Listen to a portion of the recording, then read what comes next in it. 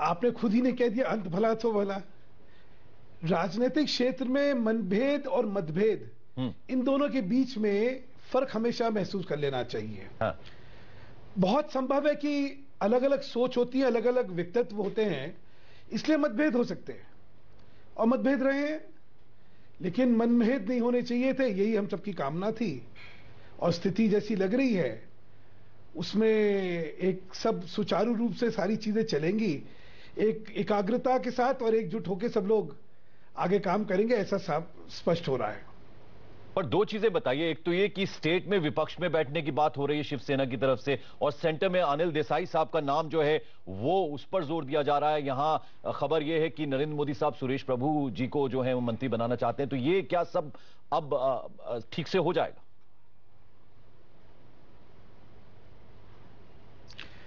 मुझे लगता है इन चीजों का पहले खुलासा हो जाने दीजिए, फिर चर्चा करी जाए। अभी महत्वपूर्ण यह है कि जो नए मंत्री आ रहे हैं, जिनको की चिट्ठियां मिल चुकी हैं और जिनकी अभी शपथ ग्रहण समारोह में शपथ दिलाई जाएगी, वो बहुत एक अच्छा, जिसको कहते हैं मिक्स है ऑफ एक्सपीरियंस एंड यूथ, नए चेहरों के साथ कुछ पुराने अनुभवी चेहरे सबको लिया गया है, उनकी क्षमता, उनकी परिपक्वता को देखते हुए और छवि को देखते हुए। तो मुझे लगता है कि इनके आने के बाद एक बड़ा मजबूत एक मंत्रिमंडल बन जाएगा और जिस गति से कार्य होना चाहिए वो अब और गति पकड़ेगी ज्यादा। मेरा ये मानना है कि नॉर्थ ईस्ट की जो अहमियत है उसको देखकर शायद कहीं चर्चाएं जरूर हुई होंगी, लेकिन किन कारणवश एक और व्यक्ति नहीं लिया गया मैं नहीं जानता। लेकिन हाँ, अगर लिया जाता तो और भी अच्छा होता, लेकिन जैसे मैंने कहा कि एक सीमाएं होती हैं और उन सीमाओं को ध्यान रखते हुए किन कारणवश हुआ मैं नहीं कह सकता। लेकिन अगर सारे पूरे संपूर्ण देश का इसमें खाका निकालेंगे तो इस मंत्रिमंडल में ना केवल प्रतिनिधित्व है, सबसे ज्यादा बात जो है कि जो लोगों को मंत्री बनाया जा रहा है उनकी क्षमता और उनकी छवि। अब मैं कहना चाहता हूं राजवर्धन राठौर जी का, देश में एक नामी ज्ञानगामी व्यक्ति है, पहली बार राजनीति में पहली बार आए, लेकिन साफ सुथरी छवि और युवा उनके साथ अपने को संबंधित महसूस कर सकता है। इसको देख के मुझे लगता है बहुत ही एक अच्छा है। मुस्लिम चेहरों में नकवी जी का आना एक अपने आप में बहुत महत्वपूर्ण संकेत है। वो सिर्फ मुस्लिम चेहरा नहीं है, देखिए नकवी जी के पास जो उत्तरदायित्व रहा है वो संगठन का बड़ा परिपक्वता के साथ उन्होंने निभाया है। हर चुनाव में उनकी अहम भूमिका रही है। इतना लंबा कार्यकाल उनका भाजपा में रहा है और बहुत ही निष्ठावान व्यक्ति और बड़ी अच्छी छवि के व्यक्ति रहे हैं। तो उनको लाके उनकी निष्ठा और उनकी छवि और उनकी क्षमता, तीनों का कहीं मुझे लगता है उनको उसका फायदा मिला यहां पे। गिरिराज हैं। गिरिराज के बारे में जिस बयान को लेके तमाम हल्ला मचा था, अगर उस बयान को देखा जाए और ध्यान से देखा जाए तो उन्हें कभी ये नहीं कहा कि जो लोग मोदी के खिलाफ है उनको पाकिस्तान जाना चाहिए, कभी नहीं कहा ना। मैं आता हूं आपके पास, पाकिस्तान के इशारे पे देखिए ये एक नई राजनीति का उदय हो रहा है। एक परंपरागत राजनीति जिसको हम लोग कहते थे उसको छोड़ के एक नई राजनीति इस समय देश के सामने निकल के आ रही है, जहां पे संगठनात्मक परिपक्वता, राष्ट्र में आपकी छवि,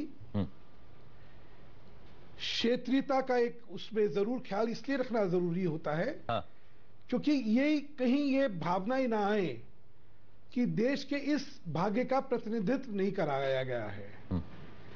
तो इन सब चीजों का, जिसको एक कहते हैं कि एक परफेक्ट बैलेंस बनाने का जो प्रयास है वो वाकई अद्भुत है। अब आप एक एक अगर आप नगीने को देखें, जगत प्रसाद नड्डा ये 1980 से छात्र राजनीति में सक्रिय हैं। ये हिमाचल विश्वविद्यालय के अध्यक्ष रह चुके हैं, विद्यार्थी परिषद में रह चुके हैं, ये जनता युवा मोर्चा में रहे हैं, उसके राष्ट्रीय अध्यक्ष रहे हैं, ये हिमाचल में मंत्री रह चुके हैं। आप हिमाचल का जिक्र कर रहे हैं, थोड़ा हैरानी होती है, थोड़ा सा हैरानी होती है। सुधांशु मित्तल साहब 3 बार से एमपी हैं, एक और नाम है वहां से, और बीजेपी युवा मोर्चा को भी एक तरह से उन्होंने संभाला हुआ, उन्हें नहीं मंत्री बनाया जाता, नड्डा साहब को मंत्री बनाया जाता। अगर नड्डा साहब की आप वरीयता देखें, उनके कार्य क्षमताएं देखें, उनका अनुभव देखें और उनकी संगठनात्मक परिपक्वता देखें, तो ये नाम बिल्कुल उपयुक्त है। अच्छा, एक तरफ युवा मोर्चा की अहमियत को भी आपको समझना पड़ेगा।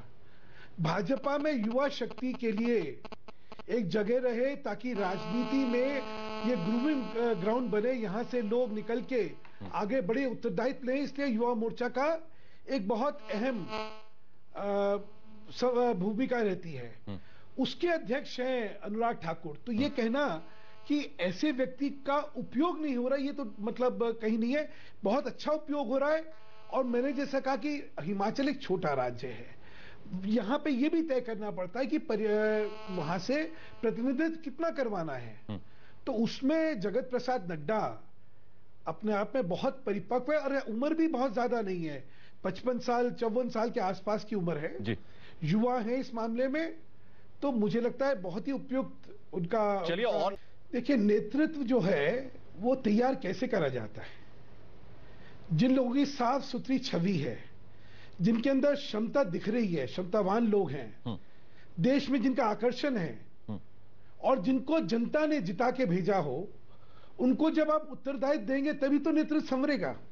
देखिए, कभी भी जब अपना मंत्रिमंडल बनाया जाता है तो उसमें बहुआयाम्य सोच होती है, उसमें सिर्फ एक सोच नहीं ली जाती है, आपको भविष्य की सोच रखनी होती है।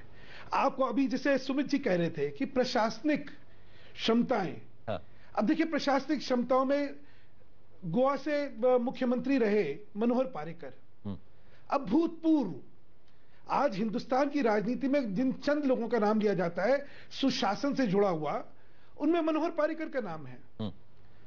जेपी नड्डा जी की बात हुई, जेपी नड्डा जी बड़े एक सफल मंत्री रहे लंबे अरसे तक हिमाचल के अंदर, वो नेता प्रतिपक्ष रहे वहां पे, और यहां पे वो सांसद भी रहे हैं। भाजपा के अंदर पूर्णतः से उनका जो सहयोग रहा है संगठनात्मक ढांचे में, वो भूतपूर्व है। देखिए, मुझे व्यक्तिगत जानकारी नहीं है, इसलिए कुछ कहना मेरे लिए इस मामले में संभव नहीं है। कुछ देर में ये चीज स्पष्ट हो जाएगी, क्या हुआ क्या नहीं हुआ। मैं आपकी तरह मैं भी ये टीवी पे देख रहा था, इसलिए क्या नई स्थिति पैदा हुई है उसका मुझे व्यक्तिगत जानकारी नहीं है।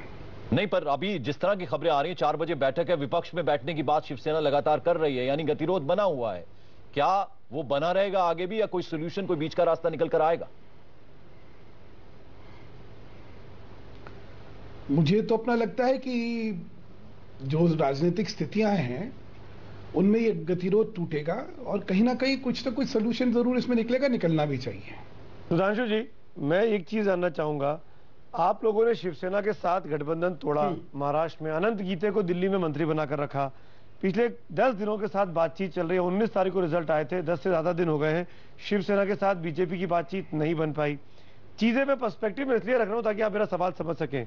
ऐसे में अनंत गीते का जब अनिल देसाई को बुलाया जाता है, दिल्ली आते हैं और शपथ ग्रहण में शामिल नहीं होते हैं, और शिवसेना कहती है कि सुरेश प्रभु उनके कोटे के मंत्री नहीं है, बीजेपी जाने, नरेंद्र मोदी जाने कि वो किसके कोटे के हैं। इस परिस्थिति में अनंत गीते को साथ रखना चाहिए बीजेपी को?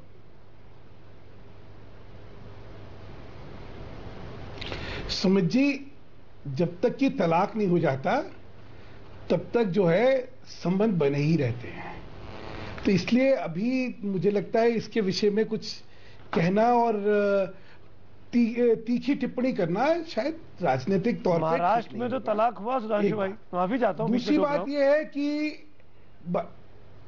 महाराष्ट्र में हुआ ना, यहाँ तो केंद्र में मंत्री है ना। देखिए, अब ये तो हरियाणा था सुधांशु जी, ये तो तौहीन है। हरियाणा में अकाली दल निकलते हैं, आते हैं, लेकिन शपथ ग्रहण में नहीं आते। हाँ ठीक है, बात मैंने कहा कई बार ऐसी राजनीतिक स्थितियां हो जाती हैं जिनमें अनिश्चितता जो होती है उसकी स्थिति बनी रहती है, लेकिन अभी संवाद चल रहा है, संवाद टूटे नहीं है। मुझे लगता है मैं तो आशावान रहूंगा कि चीजें आखिरकार पे ठीक होने वाली हैं इसमें। राजीव त्यागी साहब, आप कुछ कहना चाहेंगे इसमें? मैं सिर्फ एक बात कहना चाहता, मैं अभी यहाँ तमाम चर्चा में एक चीज कह दूं सुमित, बोलिए बोलिए। अभी तमाम चर्चाओं में एक गिरिराज जी को लेके एक अभी नसीहत दी गई थी। मैं सिर्फ एक चीज कहना चाहता हूं ताकि तथ्य जो है तोड़ मरोड़े ना जा सके। गिरिराज जी ने जो कुछ कहा था उसकी क्लिप जो है अगर आप कभी चलाएं तो उन्होंने बड़ा स्पष्ट कहा था कि वो लोग जो पाकिस्तान से मिले हुए हैं, उसमें आतंकी हों चाहे उसमें अलगाववादी हों वगैरह वगैरह, उन लोगों की जगह हिंदुस्तान में नहीं पाकिस्तान में। ये जरा अपनी क्लिप चला लीजिए और फिर उसके परिप्रेक्ष्य में गिरिराज जी के गैर जिम्मेदार हैं या नहीं है वो सोचिए। दूसरी बात, अगर आप ये मंत्रिमंडल देखें तो इतना परिपक्व मंत्रिमंडल बनाया है, विस्तार जो करा गया है कि वाकई काबिले तारीफ है। एक एक व्यक्ति, उसकी राजनीतिक क्षमता, उसकी प्रशासनिक क्षमता और उसकी ख्याति लोकप्रियता, वो सारी अपने आप में एक बड़ा उत्साहवर्धक अनुभव लोगों को लगेगा।